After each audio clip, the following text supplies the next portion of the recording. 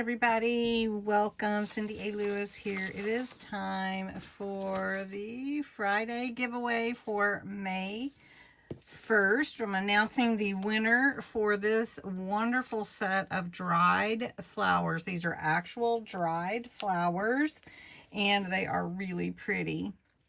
So I've got the URL from last week where it has your entries. You put the word Friday giveaway to be entered. And let's see how many entries we have.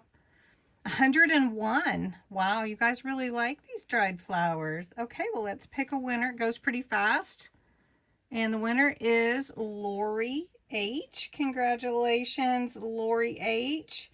These are really pretty. I hope you enjoy them. All right, so for the Friday giveaway for next week's giveaway, where you'll enter in the comments of this video for May 8th, is this set of really pretty pinks and a couple of kind of a reddish color, and then these lilac. They're so pretty. Anyway, another set of dried flowers. You do need to be a subscriber to my channel. You do need to be 18 or older. Put the words Friday giveaway in the comments below this video, and you can enter every single day. So I hope that you will.